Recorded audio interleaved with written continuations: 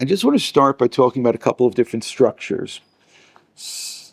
We have in the background of this week's parasha multiple relationships. And if you would have paid attention, we had that last week and we had that the week before as well. And the week before as well. But at this point, it gets a little bit more complicated. And there's also this question, when I did not explain my structures yet, but there's also going to be a question of self-perception within these various relationships. So some of them we're going to be having some concentric circles. We're going to have, on the other hand, some Venn diagrams. We're going to also have our Kabbalistic Sfirot structure, and all of them, and I know that I'm talking to myself right now, but each one of these reveals something about what it is which is going on. And the other thing which goes together with this is there's lots of pain which is taking place. Some of the pain is generational. We can call some vertical, some horizontal, some is interconnected. You have the complexity of Yaakov's life with his brother, and then you have the complexity of Yaakov's life listening to his mother versus his father, and then the complexity of Yaakov's life with his father-in-law, and very much the complexity of Yaakov's life with his wife, and then with his other wife, and then with the one who he thought was his wife, and so on. So all of this becomes extremely complicated, but as complicated as that is, so what happens when that spills over to the next generation? And as I said, generational.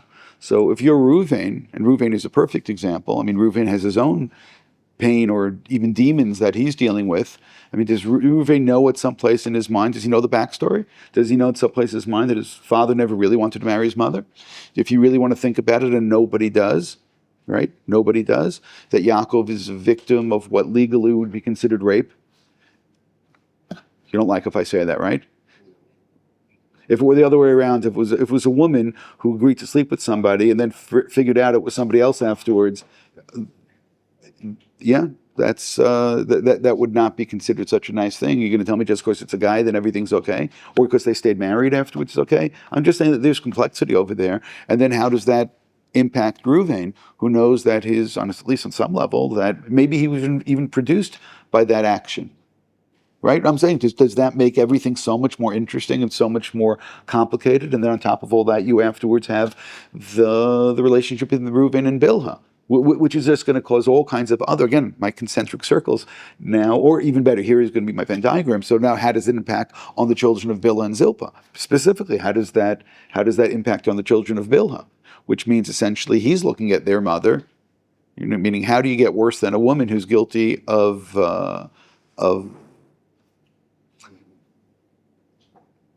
implying that she was somebody else during the relationship? He has now degraded Bilhah into being simply something which is owned, someone who's owned by the father, and therefore it's property, and therefore he says, I could take the property as well, which means now these other children have had their mother abused. So I'm just saying is that there's a lot more pain going on, and if we're already talking about pain and sexual misconduct, so then how can we avoid Dinah? Then we have the whole Dinah story. So what I'm just saying is that Reuven's walking around with his pain. Yosef, for that matter, has his pain. Yosef's pain is that his mother has died, by the time we get to this week's parasha. So you have Yosef, who's an orphan, Binyamin even, who's more of an orphan. He's younger, and therefore, again, a completely different kind of trauma. And then you have the children of Bilhah, and you have the children of Zilpah, and you have the children of Leah, who all know, where they stand in this. So I'm just going to say is that, again, I've called this generational pain, but I have these, if I want to build my circles, I can have my Leah circle, my Rachel circle, my Bilhah Zilpah, and I can put them together or keep them separate, because again, there is different kinds of trauma going on. I have the Dinah issue, and then I have the Shimon and Levi response to the Dinah issue, and that's phenomenal, because according to Chazal, it is Shimon and Levi who are the ones who want to kill Yosef. So the ones who are so passionate about protecting their sister's honor are the ones who are so passionate about removing Yosef from the equation. So again, there is something which is really interesting about this. Probably the most important relationship, which again will have some kind of a inverse, at least karma, but much more than that, will be the Yehuda Yosef relationship, and that's the one which is obvious on a literary level. That just has to jump out at you. Which means, again, what do we do in chapter 37? We develop the Yosef character until we remove him from the story. This is really, I'm sorry for saying this. This is good literature. It's great television. Then you take him and you put him aside, and then what do you do? Then you build up the Yehuda character, and for what purpose do you do this? Is because these characters are going to meet down the line. So just in case you guys don't know, Parshat Vayigash is coming. Parshat Vayigash is coming. Vayigash Lev Yehuda. But of course, there are other levels to this, and that is all of the deception that takes place. And there's so much deception that takes place. But if you talk about deception which takes place, now we can go back to Yaakov, and we can go back to Yaakov in front of his father, which means when Yaakov's kids are going to deceive him. Now, again, I'm going to the generational deception which is taking place. And if you want to go to generational, so it's not just Yaakov and his father, it's also Rachel and her father, right? So again, there are so many, I called it concentric circles. But then on top of this, there's something else, and that is our wonderful Kabbalistic Sphira chart, where in case this is not easily accessible within your memories, you have on the one hand, Avraham on one side, Chesed, and Yitzchak on the other side, Gvura, but then you have Yaakov in the middle. Yaakov is Tiferet. Yaakov is the balance between the two sides. But again, you have Moshe and Aaron on the two sides, but then in the middle you have Yosef. Yosef is the center. Yosef is Yisod. Yosef is Tzaddik Yisod Olam. Yosef being the center is the continuation of Yaakov. And that already is the pasuk in the very beginning of the Parsha, Eila Toldot Yaakov Yosef. Now that itself is a completely bizarre pasuk. Eila Toldot Yaakov Yosef. That's not what it should say. Right? And again, maybe I'm not reading right. Eila Toldot Yaakov Yosef ben Shvasrei Shana, Hayareu et Achav Batzon. V'unar b'nei Bilov b'nei Zilp b'nei She'avi v'yavei Yosef et dibatam ra el avihim. So I'm not explaining anything, but you do realize that we have more drama over here which is taking place.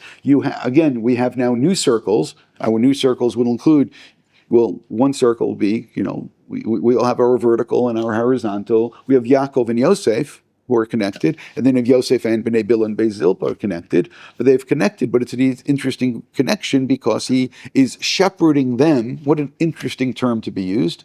He's shepherding them, so is Yosef a shepherd? Well, I don't know if Yosef's a shepherd. His brothers are shepherds, and he shepherds his brothers, but already an interesting relationship has been created. And if all of that is not enough, we're told, V'Yisrael havet Yosef mikol banav kiven zakunim hulo, v'salok tonet pasem. And every single clause in that verse is almost impossible to understand. If I would have started off and I would have said to you, who is Yaakov's favorite? You all would have told me Yosef, and then I would have countered and said, in no place does it ever say that Yaakov loved Yosef more than the others. And you'd have said, but of course it says it. And I would have countered and said, it doesn't say Yaakov, it says Yisrael. And then I would have asked you, so what exactly is the difference in this context between Yaakov and Yisrael? Why does the Torah that very much knows that there's two different names, and what is the meaning of those two different names? What are the implications of those two different names? And why over here is it Yisrael? And if you even want to stop after the first clause, Yisrael havet Yosef, stop, Yikolban, right? Why? He ben Zakunim lo. But he's not the ben Zakunim. Why is he not the ben Zakunim? Because there's Binyamin. So therefore, what does ben Zakunim mean? So ben Zakunim, Onkelos tells us, he's Bar Chakim, because he's so smart. He's so smart. Not that he is the youngest son, he is the smartest son. And that actually completely resonates with us, because every single person who ever meets Yosef knows how smart he is, of course, except for one group of people, another circle that we have, and that is his brothers. Everyone else realizes. They can even be staring at him and meeting with him and talking to him and not know that it's him. And of course they don't know it's him, because how can that be him? Yosef is completely incapable, and that, my friends, is senat chinam. When you completely don't understand somebody's capabilities because of your biases and because of your hatred and so on, but everyone else sees it. Everyone immediately sees it. But if that's not enough, then it says that he makes some ketonot pasim, which then again we want to kind of wonder, so what in the world is this ketonot pasim? But I'm going to come back and say something.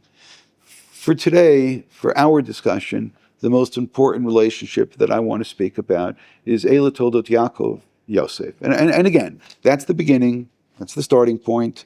That leads to the other things, that the observation, he's a ben zakunim, and it leads to the action that makes him ketonet pasim. And some of us who are playing our proverbial Monday morning quarterback, we have those in Brooklyn, right? Monday morning quarterback. So then we would say, well, what a mistake that was. And there is a voice in Chazal that say, what a mistake. You favor one kid, but it wasn't Yaakov who favored the kid. It was Yisrael who favored the kid. And that's something which is critical. And that's something which, again, if you miss that, then like the whole story doesn't make as much sense. Because as much as we are speaking about family dynamics, we're also talking about a nation. And within the dynamics of a nation, there are other things over here which is taking place. But again, I want to go back to this Eila toldot Yaakov Yosef. Now, if you were to do what I did, and that was spend the whole week on this particular point, and then you try to search through all the commentaries and Midrashim and Chazal and any other places you can look, and then you would look for real imagined, that itself is really good, real and imagined, pshat and midrash, and I'm not equating imagined with midrash, although midrash sometimes is the function of wonderful, positive imagination, not saying anything negative, and try to say, now, what actually is or is there any commonality between Yaakov and Yosef? So I have a chart in front of me right now, which produces 33 different points of connection between the two of them. I don't know how many I would need to tell you that you would accept and say, oh, maybe it really is something going on. And again, I'll right away say some of them are pshat, some of them aren't. Meaning, and some of you would have thought about it, and then some others only in retrospect. Both of their mothers had a very hard time getting pregnant. Both of their mothers had a complicated pregnancy. I mean, obviously, Rachel's was worse than Rivka's, but Rivka also questioned, am I going to survive this? I mean, again, that's part of the background. And again, admit it, you never would have lined those two things up and thought about them. But again, I talk about trauma. So there is trauma over here which is taking place. Both of them, by the way, have one brother. Very different, inverse relationships between that brother. We have every reason to believe that Yosef is completely dedicated to Binyamin, and we have every reason to believe that Yaakov and Esav aren't. Okay, so again, but that's a relationship still. A correlation and an inverse still creates a relationship. Both of them, in a complicated way, end up with the status of Bechor. Now, when I say complicated, different complications, but they both end up with the status of Bechor. Both of them have brothers who hate them. Again, I don't know how many I need to keep on going before we have some kind. Both of them are involved in murder plots. Yosef, of course, as the victim, and then Yaakov also as a potential victim. Yaakov succeeds in running away, and Yosef succeeds in, now I don't want to use the word running away, but I'm sure you can come up with a better word to describe what happened. They both escape. They both end up escaping. Of course, Yaakov is somewhat, we'll be careful, somewhat engineered by himself, of course, listening to his mother, and Yosef had a different travel agent who arranged for his travel in order to get to where he needed to get to. But again, they both end up leaving because of this plot in the background to kill them. Now I'll say something which I already said, but you didn't hear it necessarily the first time. They're both shepherds. Yaakov works as a shepherd. But now we find so does Yosef. But Yosef shepherds his brothers. And that, of course, creates some of our, I'll call it the complications. They both end up spending an extended period of time, Yosef far more extended, outside of the land of Israel, even though there is this profound connection and understanding, so much so that the Medrash says regarding Yosef, that Yosef in Gematria is Tzion. Yosef is Zion. Yosef is Tzion. The Medrash, it's a beautiful Medrash. And it goes, if you really notice, everything about Yosef has happened to Tzion as well. They have completely parallels in terms of their existence, and it's the beauty of Yosef and the beauty of Zion, and most likely Zion in this context means Yerushalayim. And but there's also another gematria that it hints at. It doesn't tell you, but it also says that they both were victims of jealousy, kinah. So the same way that Yosef is equal to 156, you can check at home afterwards, and Tzion is equal to 156, kinah is also equal to 156. Can you use this? You can't even do anything with this. What value of there? Something that you can't use? You can still, but it is profound. But yeah, okay. But it really is profound to understand this about Yosef. So here is this Yosef who becomes the leader of this other place. And here's Yaakov, who ends up spending all this, because he got the bracha to inherit the land of Israel, so now he has to end up living all these years outside the land of Israel. So again, there is something interesting and certainly to be compared. They both have dreams, and that's probably far more important. I'm going to come back to at least some of them.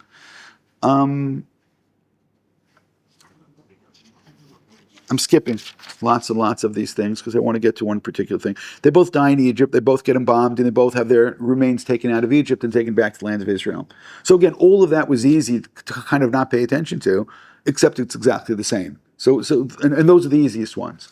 So with all of that, source number 2, which is the Medrash Rabbah, says, Amar of Shmuel bar Nachman, Eila toldot Yaakov, Yosef. And again, I'm not convinced that that's the way to read it. I think with the trup, it's Eila toldot Yaakov, Yosef ben Shva'asrei Shana. Right? I think that that's really the proper way to read it. But the Medrash understands that you can't avoid what's staring at you, because Eila toldot normally has toldot afterwards. Eila toldot Yaakov Yosef. Lo yatzarch krar l'meimar ki ella Eila toldot Yaakov Reuven. By the way, it shouldn't have stopped there. You should have said Reuven, Shimon, Levi, right? Yehuda, Yisachar, Zvolk. By the way, if you're Reuven and you saw this pasuk, once again you're gonna need some more therapy. Which means, why am I not included in this? Whatever happened to me, I'll be here. So there is nonetheless, this Medrash is telling you something. Elamat Talmud Lomar Yosef. Why does it say specifically Yosef? Elakol mashe eira lezeh eira lezeh. Everything that happened to one happened to the other. Would I have gotten more credibility if I told you everything I just now did was actually what the Medrash told us to do? That's the Medrash. Medrash says check everything about them. Everything about one is found by the other. Now, but it says things here that you wouldn't have accepted necessarily, because again, much more midrashic imagination. Mazen nolad mahul, avzen nolad mahul. They're both tzaddikim from birth. They both were born and they already had a brit milah. I guess that's saved on the bagels or whatever back in the day. Ma ze imo akara, avze imo akara. So again, that's something that if you would have thought about it, you would have realized. Ma ze imo yoldo shnayim, avze imo yoldo shnayim. Right? Mother had two. Ma ze bechor, avze bechor. But again, that's, as we know, more complicated. Ma ze nitkasha imo baleda, avze nitkasha imo baleda. Ma ze achiv soneato, avze achav sonimoto. Ma ze achav bikesh largo, avze bikshu echav largo. Ma ze ro'eh, avze ro'eh. Ze nistam, vze nistam. One was hated. Which now you realize that almost everything I just now told you, and I just read it as a list, you realize it's just staring at you in the Midrash Rabbah. Ze nignav shtei pa'amim. That you have to work a little hard to understand that. Each one, their surroundings were blessed with wealth as soon as they arrived. Each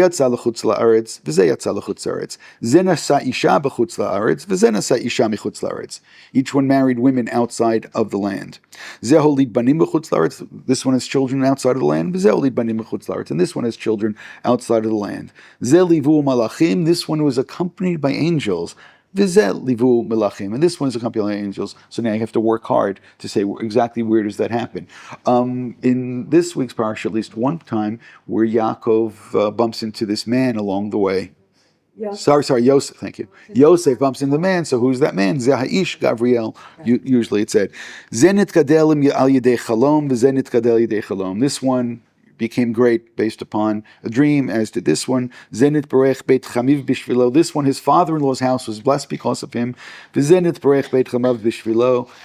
Ze yarad l'Mitzrayim, v'ze yarad l'Mitzrayim, ze kilat TORAH, v'ze kilat TORAH. This one to Egypt. That's one caused the famine to end. The other caused the famine to end. Ze masbiyah, one caused food to be plentiful. Ze masbiyah, that one caused food to be plentiful.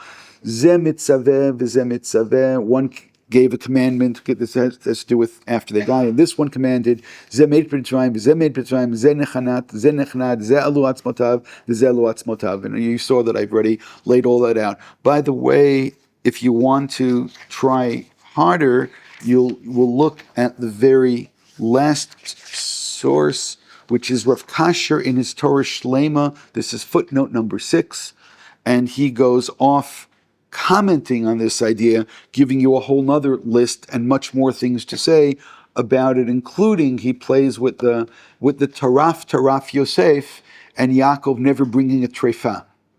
And he plays with a couple of other things, which goes, again, beyond what we have here, so if you want to make your list longer. But I want to actually start with one of the earlier thoughts that I had this week, which was part of the problem, is that I had so many thoughts going in different directions. But, so B'li Neder, without unnecessary bragging, this is just a question of compulsion on my part, and that is that I, B'li Neder, learn Daf Yomi every day. So it's not my first time, and it's not my second time, and I don't think it's my third time, and I don't know how many times I do it, which means I do it because I can't stop doing it. That's why I'm going to say again, it's compulsion. But I know that I've already done it before, so I know that I've already learned it, and then again, I'm looking for certain things as I'm learning, and but I've done that. So instead of stopping that, because I can't stop, so I took upon myself to do other things. So I took upon myself to do Mishnah Yomi makes a great deal of sense. Why? Because there's all kinds of Mishnayot that you'll never get to if you do Daf Yomi.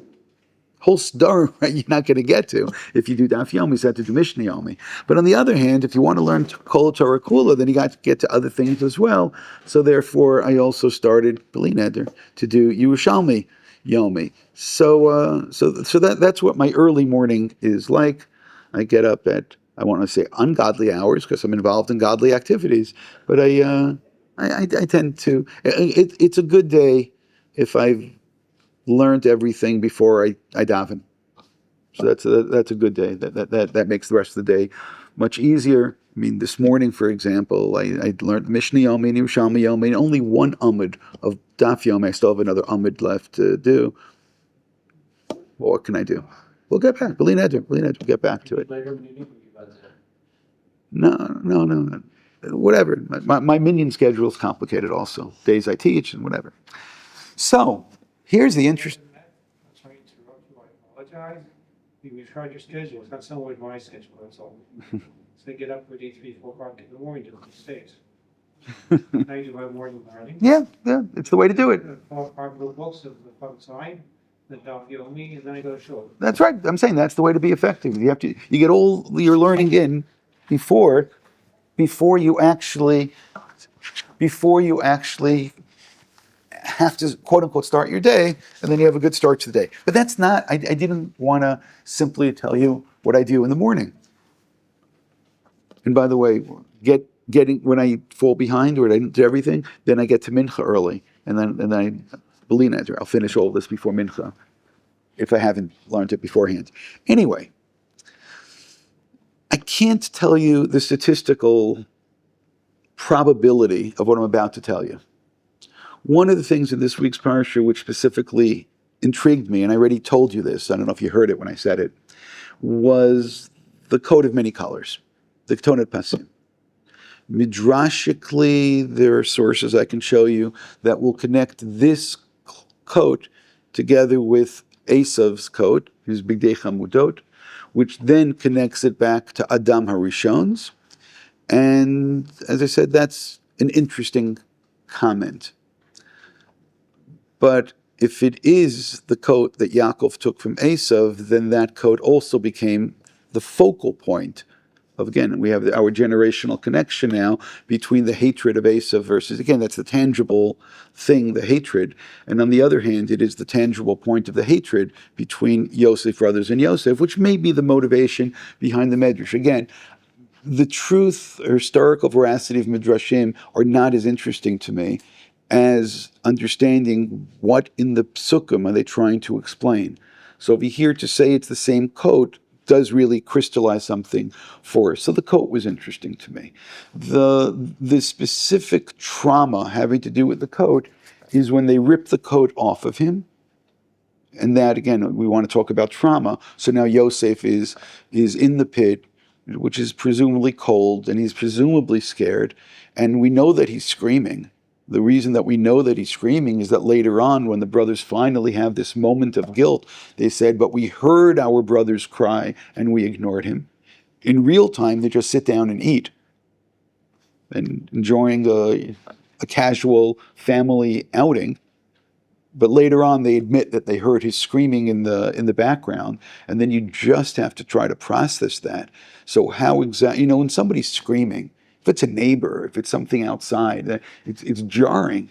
So therefore, again, their imagined response, their real response to the imagined cries that Dinah had, they don't hear it, but it's their imagination of the terrible trauma she's going through.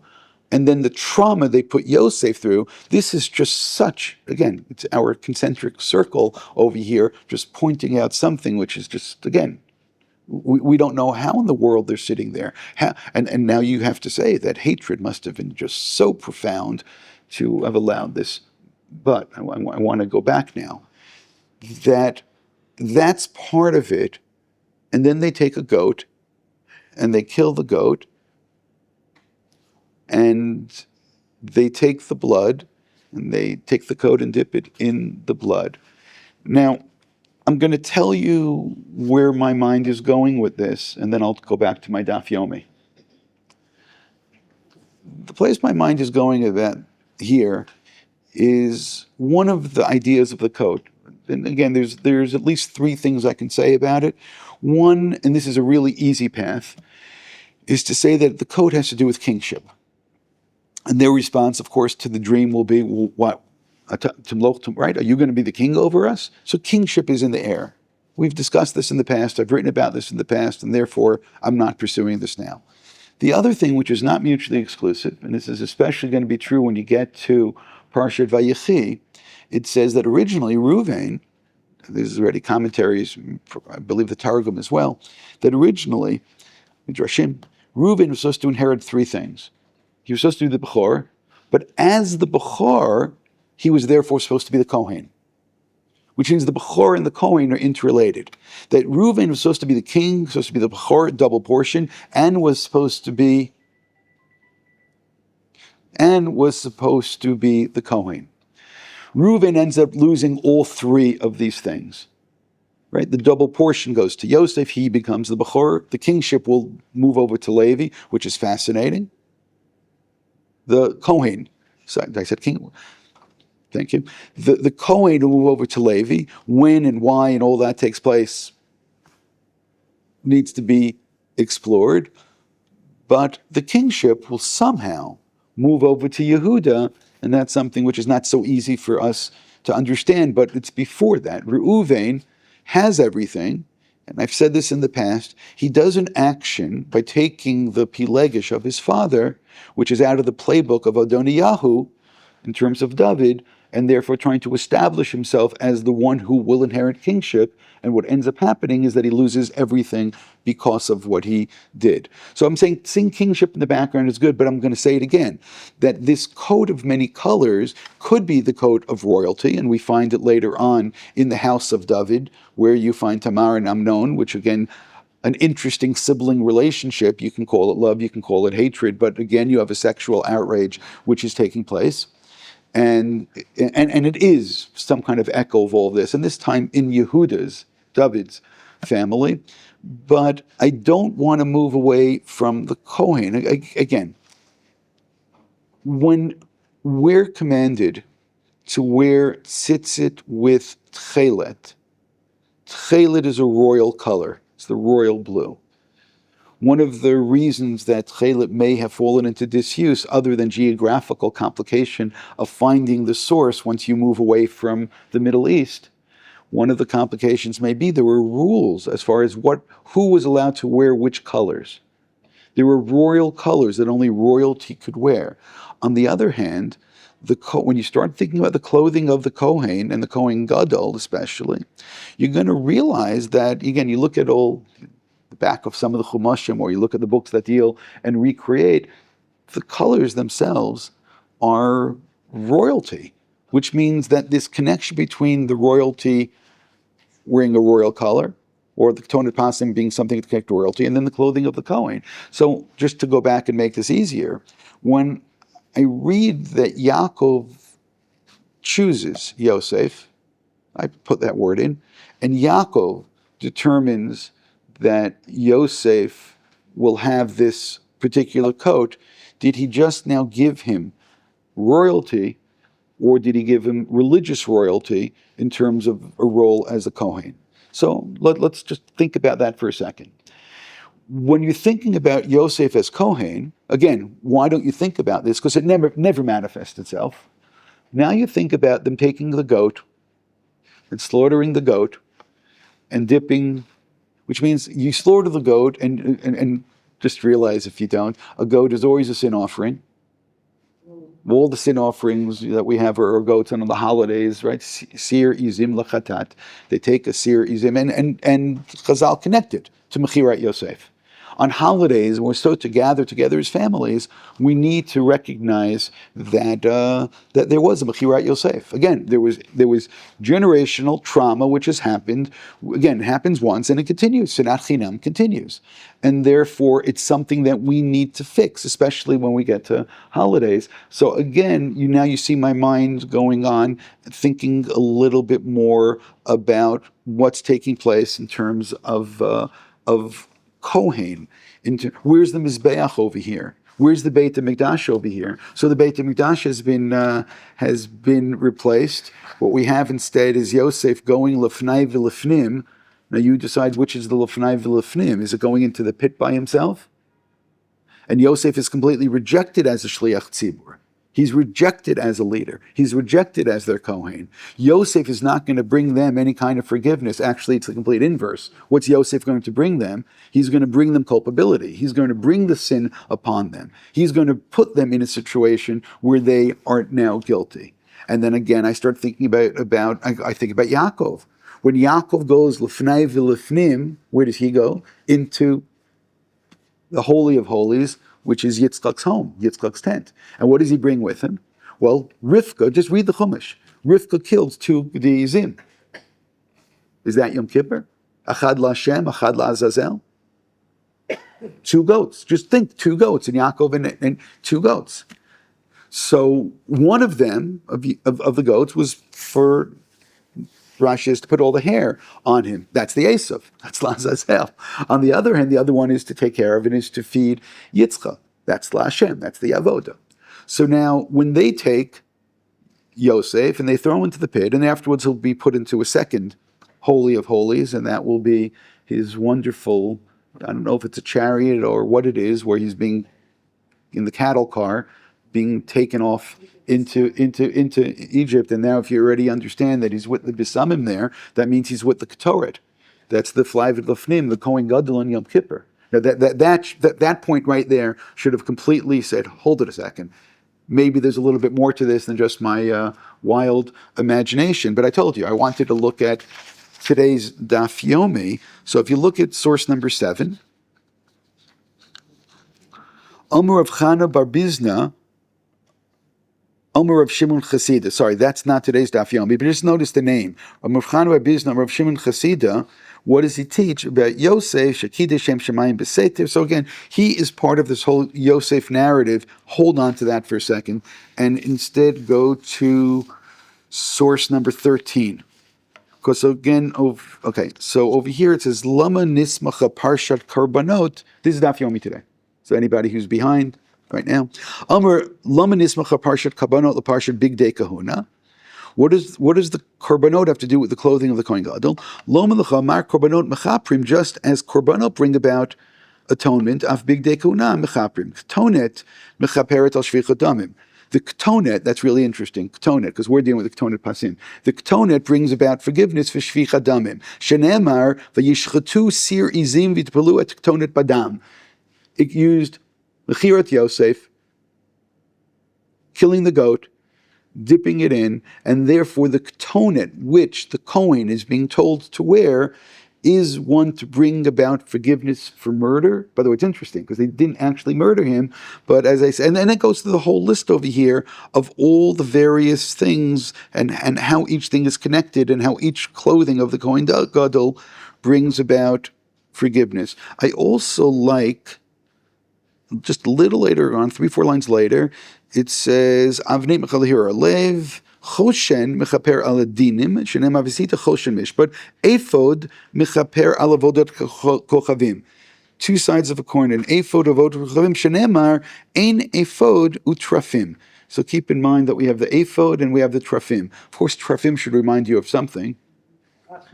Okay, so to remind you of something, so just keep that in mind. So this is today's Daf Yomi. In the Yerushalmi today, which is source number 14, Amar Rav Simon, Kishem Shekorbanot Mechaprin, Kena Begadim Mechaprin, Biktoned, and so on. It says, and it brings the verse, it's the Boyal Shvicha Damim, Kamad Amar, Vaitpelu et Aktonet Bedam, and it brings the exact same pasuk and the exact same sugya.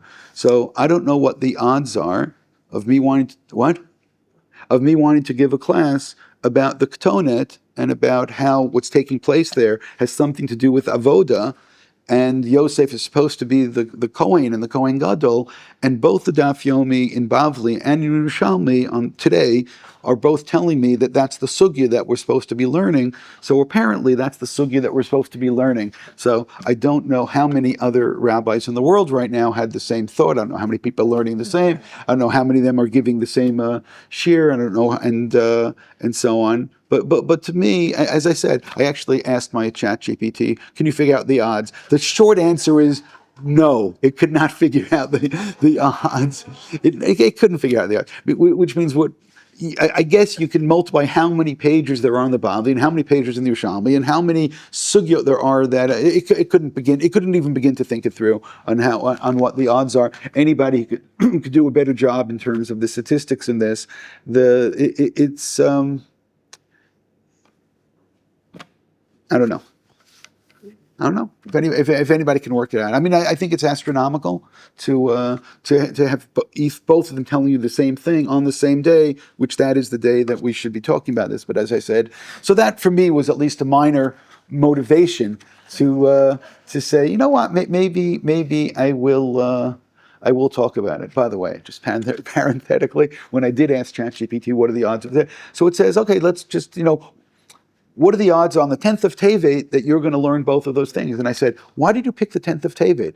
And it said, oh, I got confused. And I said, the 10th of Tevet is my birthday, right?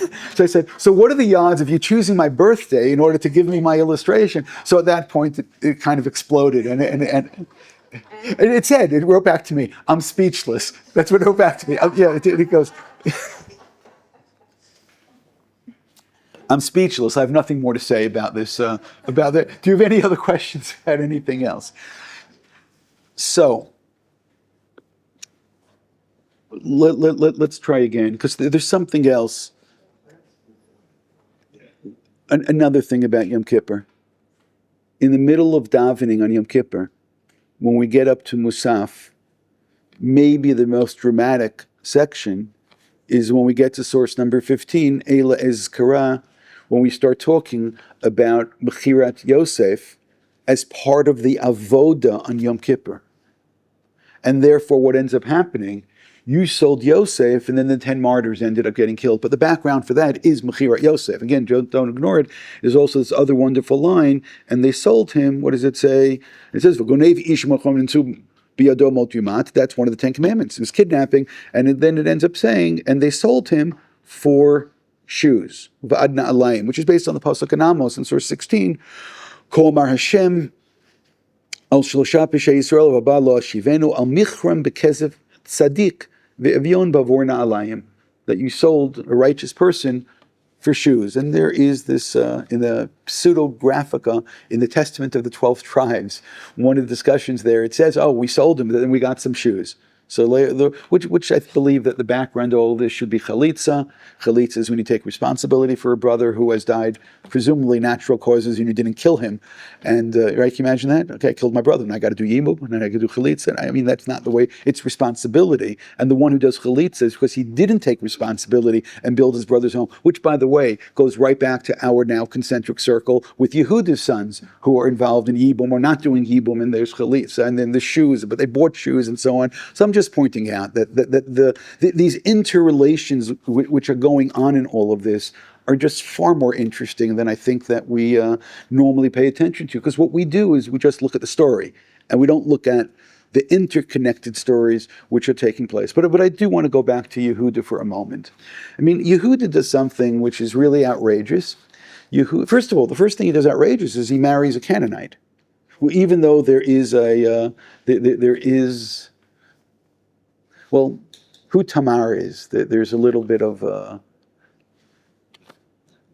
some kind of defense because there are those who claim she's a bat Cohen, that's why he wanted to do Sreifa. I know this is somewhat, again, imagination, and it says, oh, she must have been then a daughter of Shem or Aver or something, and therefore it puts her back to become somebody who's from Shem as opposed to somebody who's from Ham.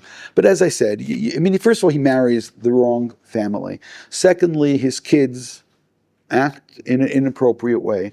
And there's a lack of fraternal responsibility. Now, should we be shocked about this? Which means Yehud is the one who engineers the sale of Yosef. So why would we be so surprised? Again, you can say this in terms of karma. You can say this in terms of learned behavior. You can say this in terms, again, a secret which is kept by at least 10 people. Does it remain a secret? Which means, does the family know? Does the larger family know about other things? What is the story? What is the narrative being told? But Yehuda then continues in terms of his relationship with Tamar. I know he could defend himself. He didn't know he was sleeping with his daughter-in-law. He thought he was only sleeping with a prostitute, and so on. Again, there are certain unfortunate defenses that one could try to use. But the more important thing is then to compare that with Yosef, who says no, right? Just say no. Yosef just says no, and he says no again, and he says no again, and he says no again, and we're told that he says no on a daily basis. Chazal, though, pick on Yosef. They're not nice to Yosef. They should be far nicer to him. But let's start. That's the Gemara that I started to read before.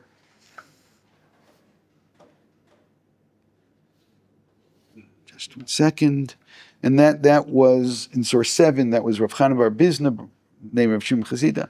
Yosef shekidei Shem Shemayim beseter hosifo lav ot echad mishmo shel Kadosh Baruch Hu.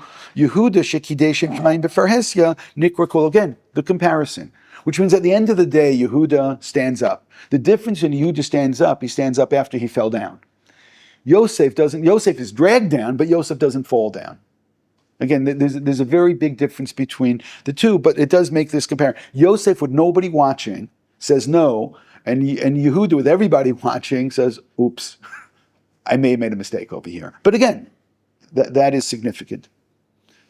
Yosef Maihi dichtiv v'yi kayom hazeh v'yavo habayta lasot melachto. Rav Yochanan melamed sheshneim l'darveu nitkavnu. Why is Rav Yochanan picking on Yosef?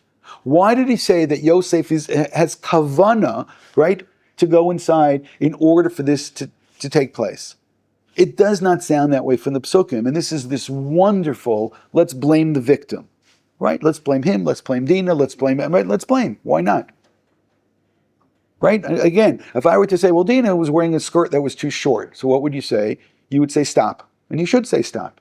And if I say, well, Yosef was there. I mean, that Rav Vishmuel, so not only is it Rav Yochanan in Eretz Yisrael, Rav Vishmuel in Bavel, same conversation. One says, one exonerates, says, no, he had work to do that day. And one says that he went in to fill his own needs. Ve'ein ishman she'abayit, no one's there. Efshar bayit gadol kabeito shelo TORAH shelo yabo ish. Is it possible you can have such a busy, big, important house, no one's there? Tan Rabbi Shmuel lo Torah yom chagam haya. They had a celebration. Oh no, Thanksgiving.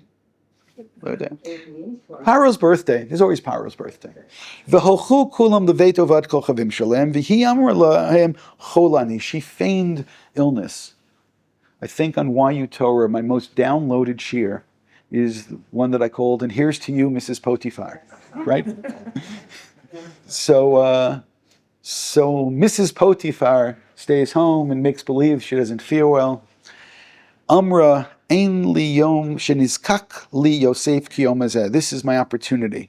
V'titpaseu bivigdo. She grabbed him by his clothing. Beged can also be the word bagad. She grabbed his inner conflict. She grabbed his inner rebellion.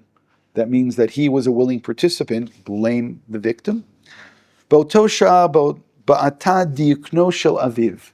Right? This is a great, great midrash. At that moment, his father's image came, v'nuratolo b'chalon, and appeared in the window. Amar lo Yosef, atidin achicha, your brothers, sheyichtavu al vnei ephod, will be written on the stones of the ephod. By the way, you noticed I read ephod a moment ago. We talked about the ephod, which brings about forgiveness for trafim. You realize that trafim was the sin of his mother. So you're wondering. By the way, Yosef is the only male in Chumash whose looks are mentioned, and he's being described as Yefei Mareh, right? Tobat, where is it? Look at source. No, that's too late. Yosef Yefei Torah Yefei Mareh. He's the only one described that way. The only other two in Chumash described that way. This is to impress your children. One is Rachel, and the other is the fat cows. So you can do with that anything that you want.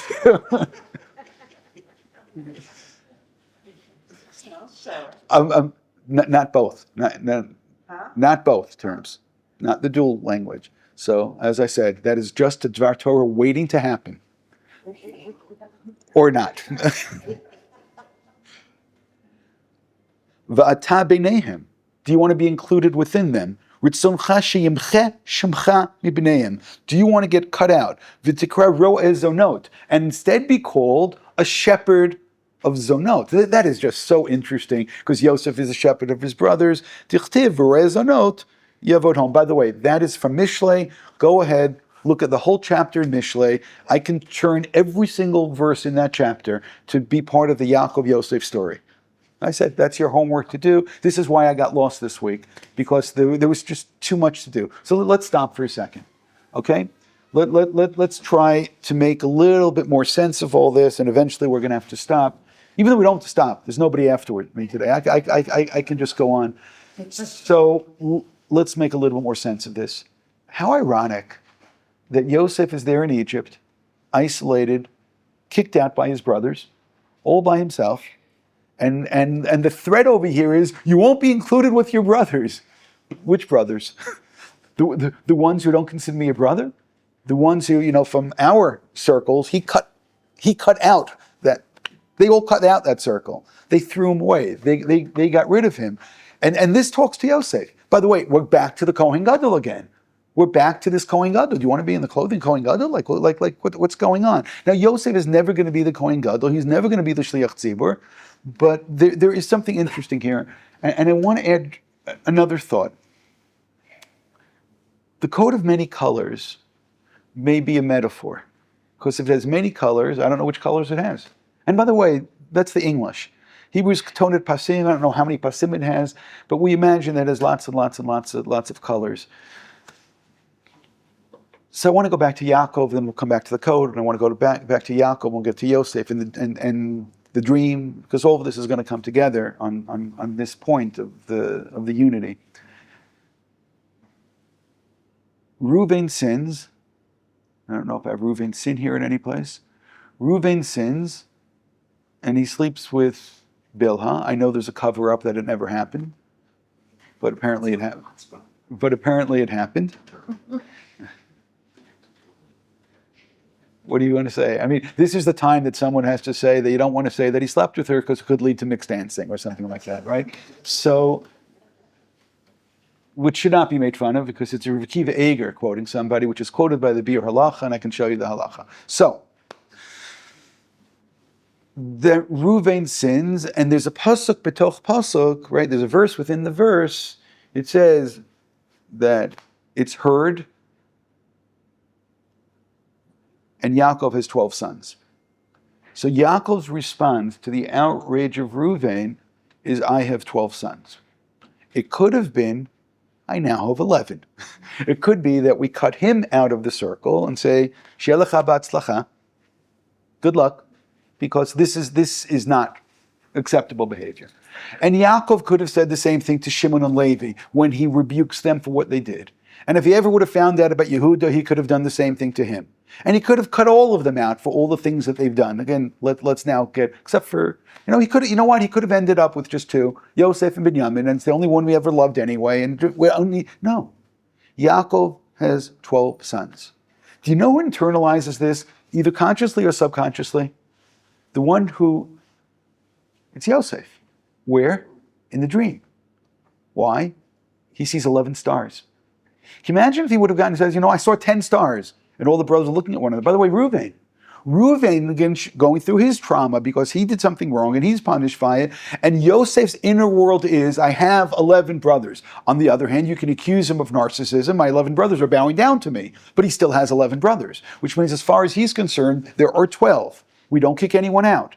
And what do? They kick him out. So Yosef's inner world is of all 12. Yaakov's world is, there's 12. Yaakov is going to fight to keep his kids. Maybe that's what he took away from Yitzchak. Yitzchak did not want to send Esav away. And maybe Yaakov is saying to himself, okay, that's what we need to do. We don't get rid of any. We are going to somehow work out. A kid could be off the derech, but you don't kick him out of the house. So who's the first one to say that? Yaakov Avinu says it, unless Yitzchak already said it before. So Yaakov says, I don't care. But Reuven, I don't care. Shimon and Levi. So I talk to them. He talks to them. He educates. So I have to talk to them differently. Maybe he lost some roles. Maybe he lost some privileges. But no.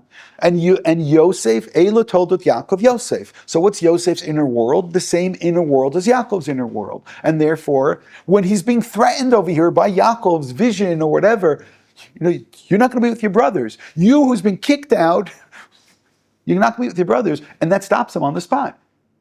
And you're not going to, meaning, can you imagine this? He's about to sin, and his inner world is talking about the begadim of the Kohen Gadol, right? And again, just think about that. That's Yosef's inner world. Again, how you blame the victim, I don't understand at all. But Yosef's inner world is a place of Kedusha where he sees his father and so on. By the way, there may be a deeper idea to all this.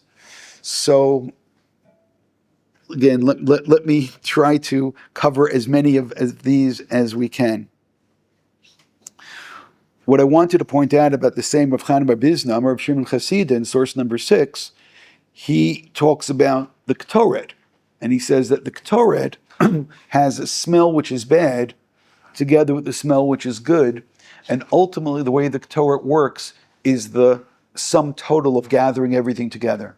Which means is that you need to have good overcome bad, and the sum total is something which is holy. It really is profound. He continues and he says,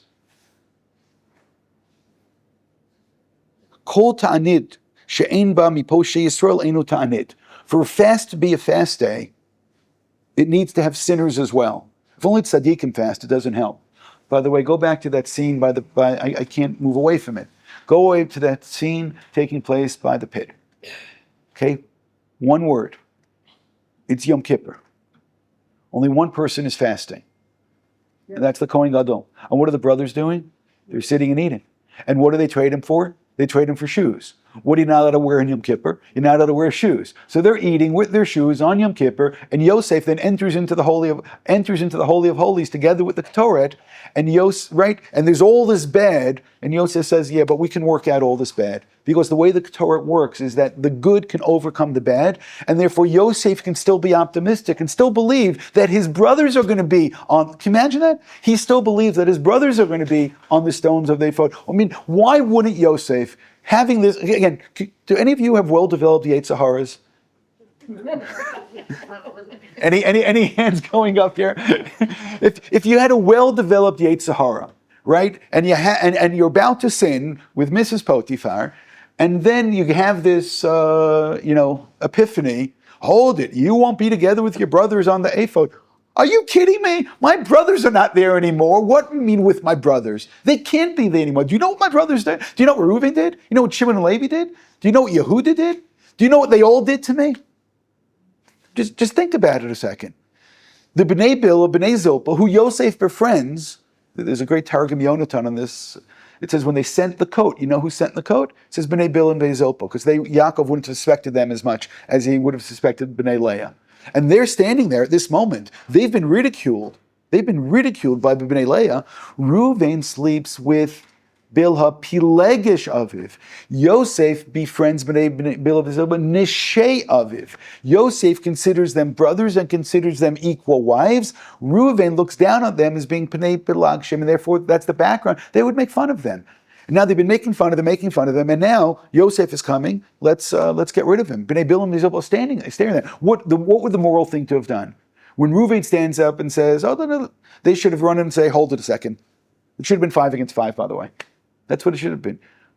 But they're silent because Yosef unifies his brothers. How does he unify his brothers? By becoming the victim to all of them. It's not the way to unify, by the way. He unifies them, and they're all together. And Yosef should be riding down to Egypt saying, goodbye. That's it. It's over. Again, they threw me out. I'm not part of them anymore. And when they come looking for food in the future, by the way, he never should have sold them food at all. Oh, you're having a hard time. Let's go back to that again. Okay, good luck.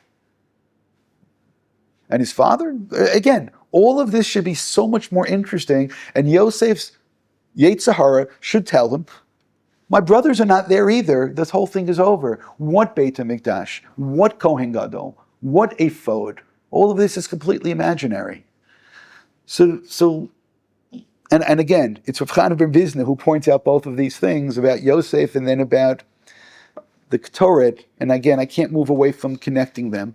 A couple more things. One is I found one source number 11, which says, which brings the same thing, and it says that he saw his father's image. This is Menorah HaMa'or, the end of the line, v'nereit lo b'chalom, come to him in a dream. Instead of a chalon, came b'chalom, which again could it just be a mistake? Of course it could be a mistake, but that's the only place that I saw that. But just with the dream motif in Yosef's life and the dream motif in Yaakov's life, that then just becomes a little bit sharper, a little bit more interesting. There's also in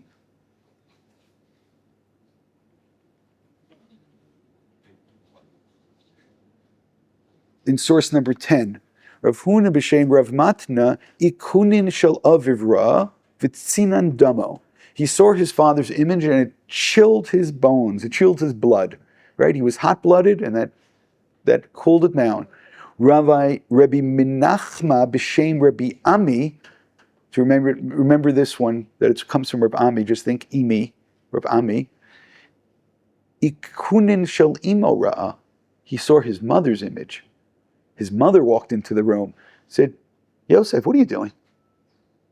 So you could decide who you prefer to be the representation, of this is the super ego, who exactly it was over here. Was this his father who appeared to him, his mother appeared to him? But there may be a whole other way of understanding this. Look at source number 8. Kevin shahol, there's Midrash Tanchuma. Kevin shaholchu echav etzel Yosef yisaenav vayaret ben Yamim achiv ben imo samachbo shurabo dmut dikno shel aviv. That when he saw his brother, he saw that his brother looked just like his father. Do you know who else looked just like his father? He did. So when he looks in the window, do you know who he actually sees? He sees himself. But when he sees himself looking like his father, which means Eila told it Yaakov Yosef. Yosef sees himself, but he sees himself not looking like his father. By the way, he can also see himself looking like his mother, because Yosef very much looks like his mother. There's a Zohar, and we don't need more of this right now, because I think that we already have enough. Yosef sees himself, but when he sees himself looking like his father.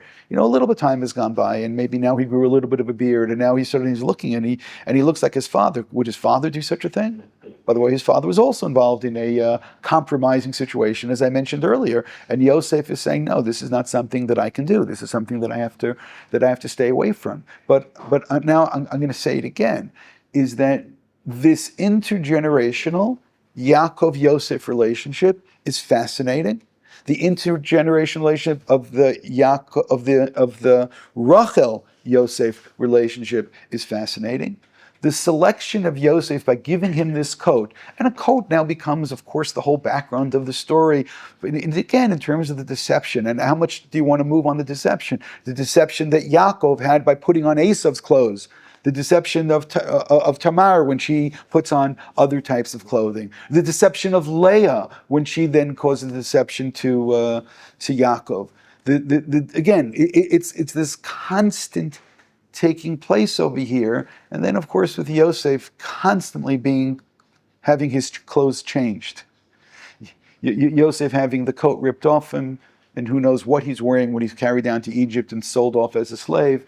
And then he has the clothing ripped off him again. Don't you realize that the moment that Yosef has the clothing ripped off him by Eshet Potiphar, that should have been a triggering moment where he then relives the trauma of the last time the clothing was ripped off of him? Which takes us right back to that moment when I'm saying, in my own imagination, that Yosef is, at that moment, the Kohen Gadol. And I want to say another thing about the clothing, which I don't think I got this far. If it does have all these colors, and the understanding of Yaakov is that I have 12 sons, and then the understanding of Yosef, he's got 11 brothers, then I can also say, and I don't know if I saw this someplace, I think I did, but I couldn't find it, is that the coat then represents all of the colors of all of the flags, because this is the representative of all of Klal Yisrael, and that's what the Kohen Gadol is. But at that moment that the clothing is being ripped off has to trigger the previous moment that was being ripped off. And the previous moment that's being ripped off, you have the Kohen Gadol being, again, remember the pasuk about Zechariah, that they killed a Kohen Gadol and a Navi on the same day? The first time that took place is Yosef. No, they didn't kill him in the end, but they rejected a Navi and they rejected the Kohen Gadol, and they don't want him as their Shliach Tzibor, and they rip the Kohen Gadol, and I'm seeing this scene with the blood and with the goat and with the avoda, and then Yosef going in with the Ketoret. I'm seeing Yosef as this rejected Kohen Gadol who's about to be killed, but somehow he lives, but he doesn't lose his dream. At that moment when he's in Egypt, again, he sees his father, he sees his mother, he sees himself. I don't know what he sees. He sees he sees all the stones, and I don't want to be the one who's rejected. Even though he was rejected, I want to be there. But he also believes and is in his world that all his brothers are still there. How can they be there? Well, that's why we need Yom Kippur. Why do we need Yom Kippur? To forgive us of all these sins. Again, going back to the Daf Yomi, we need all the clothing of the Kohen Gadol to forgive us for this sin and for that sin and for that sin and that sin. You know why we need this? Because we're very imperfect. And we're very imperfect and we sin. And if we sin, then we need to fix things. Of course, part of fixing things is recognize we've done something wrong. But Yosef is there and he has not given up on his dream. Yosef searches for his brothers, and he's still searching for his brothers, and he still believes in them. They may not believe in themselves. They certainly don't believe in him. But he still has. It's still Eile Toldot Yaakov Yosef. And Yosef never abandons the belief that all of his brothers are brothers, and this is Klal Yisrael, and they will one day, all of them, be on the ephod of the Kohen Gadol. And even if he's not going to wear, he's not the kind of person, well, if I'm not Kohen Gadol, no one's Kohen Gadol. If I'm not Kohen Gadol, I don't care about them. And he could be rejected, and he could be thrown away, his circle could be cut out, and he could be sent far away. And Yosef still in his inner world, even though the logical, psychological experience, pshat, should have been to relive the trauma of that moment that his brothers reject him. Instead, he's thinking about that other side of this. He's thinking about the Ketoret, he's thinking about the Kohen, he's thinking about the Kohen Gadol, he's thinking about the ephod, he's thinking about the unity of all of Klal Yisrael, and therefore he's not going to do something to break that unity, which is just so absolutely fascinating. But now you realize that's what it means. Eile Toldot Yaakov Yosef. That Yaakov will not reject, Yosef will not reject. Even though Yaakov's not rejecting means he has to take a deep breath. My son did this, okay? Got to take a deep breath and get past that point.